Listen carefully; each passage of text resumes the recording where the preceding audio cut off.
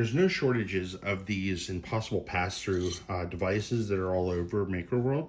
I learned how to design this one on Onshape, and I wanted to take that concept and turn it into something new. So here I have a Impossible Pass-Through sphere, and then inside I have a couple of magnets that are kind of holding it aloft, so that way it can sit there and bounce, and it has that springy feeling that comes off of the magnets resisting each other. And you can put it either sideways and just bounce it back and forth, just kind of like that. And I just want to show you how you can put yours together after you print it. The print profile will be in the description down below. Some things that you're going to need without printing it. You're going to need some super glue.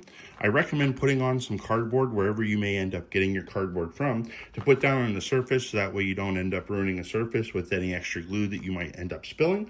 And you're going to need two different size magnets. You're going to need a 6x3 millimeter magnet, and you're going to need a 12x3 millimeter magnet. Also listed below, I'm going to have my magnet applicators profile that you can print and get out, and then you can put the magnets in here. This is going to be really helpful because you're going to want to make sure that you're using the correct polarity of that magnet, that it's facing the right way, so that way the device will work as intended to. For this particular one, we don't need the positive side. We're going to use the same polarity on all the applications that we're doing. So you really only need one side of this to make sure that it's all facing the same direction. To pick up the magnets, to make sure that they're going the right direction, all you have to do is put it out like this.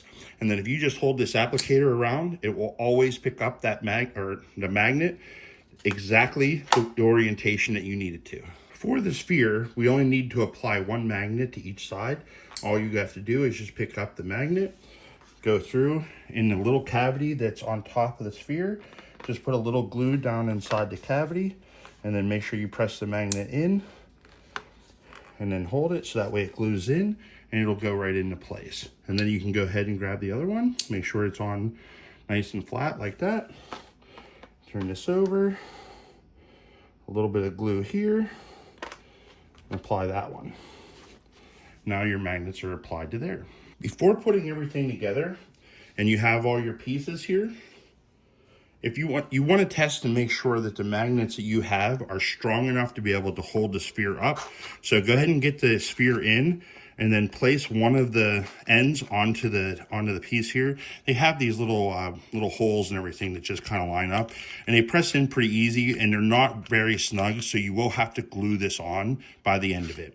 And then when you turn it over, you should be able to tell to see if your sphere feels bouncy inside of it before go ahead and putting in the top cap, and then gluing the whole thing together to make sure that it works as you want it to. If you find that your magnets are just not strong enough and you need to add a little bit more, all you have to do is add one additional magnet to the bottom and the top. All you do is just put a tiny little bit of glue on the piece here like this. And because the magnet's already facing the correct way, you should be able to just take your magnet and just drop it onto it like that, and it'll hold it, and it'll help glue it right into place.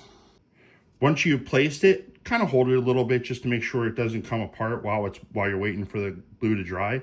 This particular end is going to allow it to sit sideways on your desk. I've included both ends in case you want to have it to where it's just round on the end, or if you want to have a flat part like this one. And I'd have it all in the print profile below. Now that the one end is dry, all you have to do is go ahead and put the sphere down inside and make sure again that it's nice and bouncy before we seal everything up. And then again, to seal the other end with the sphere inside, you just put a little bit of glue onto this end like this.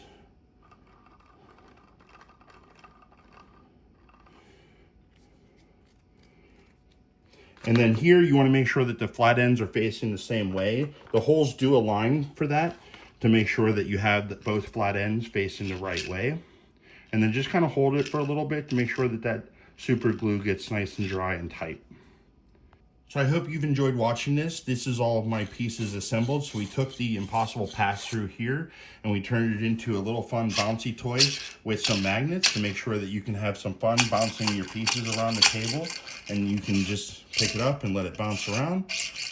And it's a lot of fun. Thank you for watching.